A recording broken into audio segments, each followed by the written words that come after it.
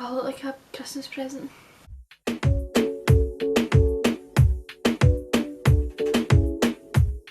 Hi guys, welcome back to my channel. If you're new here, my name's Beth. So today we're going to talk really quickly today about the support networks that you have within your cancer community. That is honestly what you get when you unfortunately get diagnosed with cancer. So from the point of diagnosis, you obviously get diagnosed by a consultant, and usually you'll be appointed a certain consultant who will deal with your full cancer journey. From that point, obviously you just get diagnosed, but you honestly think that it's just you, but it's honestly not. Like, if I could go back and tell myself something, it would just be like to just chill out, because there's honestly so much out there for you, and there's like so much information given to you on a plate kind of thing, which is obviously what you need when you have such a hefty diagnosis on your shoulders.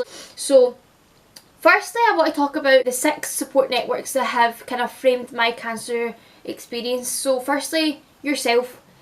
You are your biggest support network. In the real scheme of things, the only thing you need in this whole world is yourself and your health to stay alive.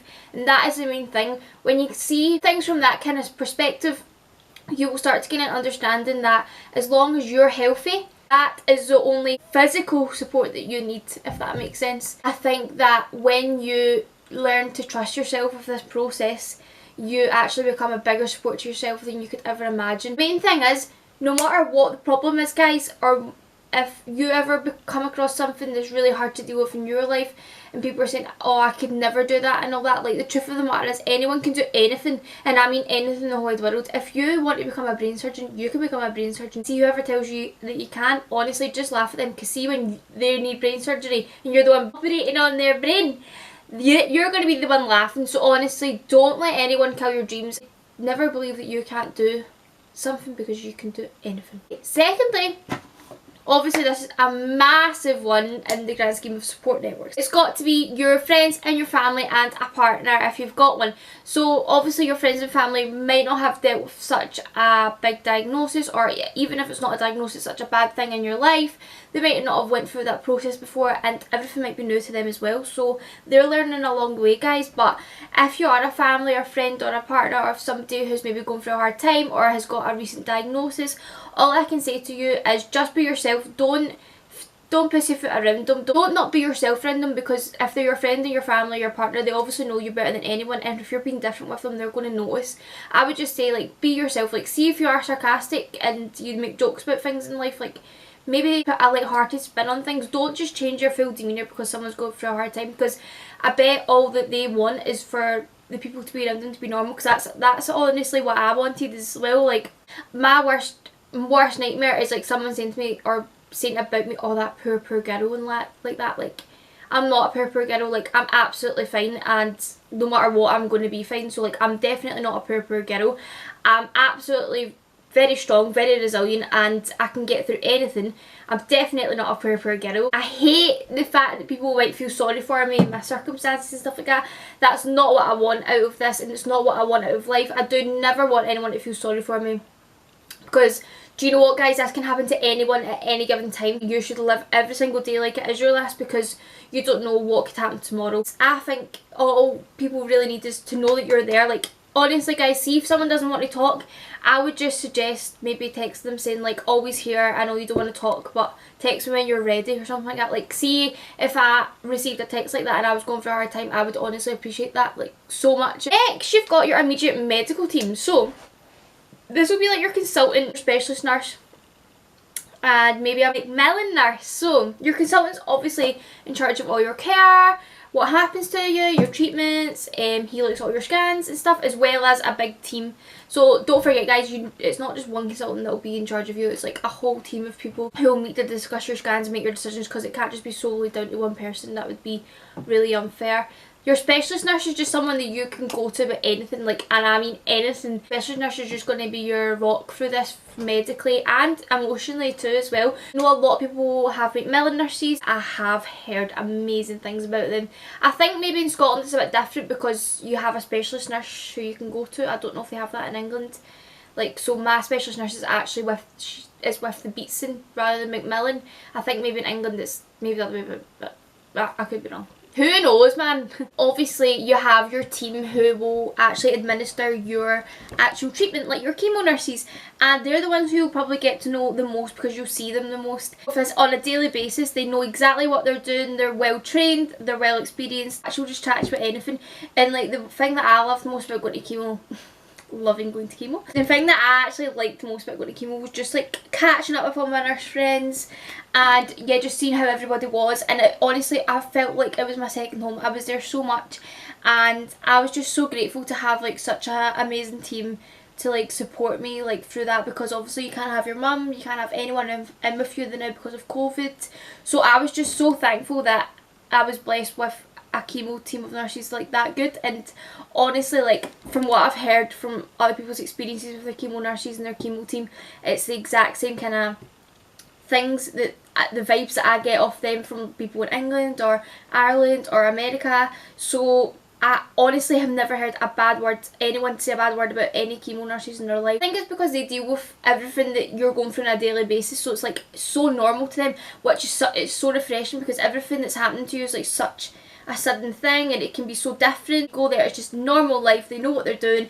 It's just like, that's all I can say about them. But honestly, like amazing. And like obviously your medical teams, like your immediate help kind of sources, and for me they're all absolutely amazing. They do an amazing job with me, do an amazing job reassuring me. So next I'm going to talk about like your mental health. In Scotland, I don't know what it's like in England, but we have a teenage cancer trust unit in our cancer kind of facility. So usually you would be able to go up to that, but obviously with COVID you're not allowed to go in, and you're not allowed to meet people and stuff like that. So there is like online groups and stuff we've been doing, and that's really good because it lets you like meet people who are going through the exact same thing as you. And I know your family and friends and your partner might support you a lot. At the end of the day, they don't know what you're going through, and it's a very specific process, and people who luckily haven't been through this process probably won't know what you're talking about when you say things, and that's okay, because that's the way that life is. And do you know what, it's a good thing that they don't know what you're talking about, because you don't want them to. So if the Teenage Cancer Trust unit was open, I would have been able to meet a lot more young people my own age and get a bit more support from them. And it's good to connect with people your own age groups, do you know what I mean? I think that's a really good thing. And with that, you actually get a youth support worker with Teenage Cancer Trust. That's kind of like your emotional kind of support. Amazing. Can talk about anything, and it's so nice to have like somebody who you can speak to about your feelings that are going on in your head. Sometimes like it's hard to validate the feelings that are going on in your own head, so you need kind of someone else to do it for you, especially when you're going through such a traumatic time. Another thing I get at the Beats, and I know a lot of other people get it, it's like psychology support. So it's just about like, I think most of this kind of stuff goes on after treatment, or like maybe stuff with like image, when people can't really accept the fact that their image is going to change, which is a very hard prospect to accept. After treatment, it's a lot harder than what people think. Basically, like it isn't all sunshine and rainbows. Like it's actually probably harder than being on treatment. And yeah, like a psychologist is just there to kind of reassure you that all the thoughts that you're having are rational. Like you're not going crazy. Like you're not thinking anything out of the normal. And I think that's amazing that like they have such a renowned kind of network there. Then you've got your physical well-being, because obviously you've been ill for the past few months when you first get diagnosed or something like that. You literally go from, for me it was going to the gym 4 times a week to actual nothing for months, and then I went from that to lying in a hospital bed for almost a month. No walking about or anything like that. So see, when I came home from the hospital, oh my god, when I tell you my legs were deconditioned, they were deconditioned, mate. Like they were so sore from just walking out my house, like nothing else, just walking out my house. I can't tell you the pain. Like it's, you think I'm being dramatic, I'm not. I was lying in a bed for 4 weeks, mate. Like the physio really helped me actually start kind of get moving again and build up some of the muscle that I had lost from just lying in my bed being really ill really. I think like mini home workouts and stuff was the way to go for me, especially through lockdown because I couldn't go out for a walk and stuff. But now it's more about me getting outside and actually doing things, actually integrate myself back into the world. So I'm actually not doing any mini home workouts just now. I think I've kind of had it with them, and to be honest I can't wait to get back to the gym, but I'm physically nowhere near that yet. I just enjoy getting out walks and stuff like that, and the physio really supports that, and she kind of gives you targets. I actually got a Fitbit from the hospital to measure my activity levels so that I could keep track of them and know how much I was doing and how little I was doing on what days. I could kind of keep track of it. Got so many like booklets and stuff about like breathlessness and keep yourself active while being on treatment, because obviously you're knackered. Like chemo can make you breathless, tired, strip your blood of everything so you can need blood transfusions, everything. So literally like booklets like that really helped me, because it was teaching me stuff that I really needed to know how to do. Small and often, like do a small exercise often. And what my physio would say to me, even stuff that you don't consider as exercise is exercise when you're on treatment. For example, like cleaning your house, cleaning your room, hoovering the house, mopping, cleaning the bathroom, like literally anything. Walking around, for example, obviously like COVID permitting, like going to the shops and like walking around, up and down the aisles and stuff like that, that's included as your exercise when you're on chemo, because honest, any movement is good movement. I know how sickly you can feel when you're on treatment, and sometimes getting up out your bed is the hardest thing to do, you know guys. So don't feel bad if you can't do things that you've aimed to do in the day. Don't feel bad if you've literally not done anything. See if you've got out of your bed, had a bit of toast and made your bed, and see you had a shower. That is honestly winning. I used to always daily at least do 2,000 steps just out of my house, that's it, and make my bed and brush my teeth, wash my face and have a cup of tea every single day, no matter how I felt. See if I had done that, that was me happy chappy.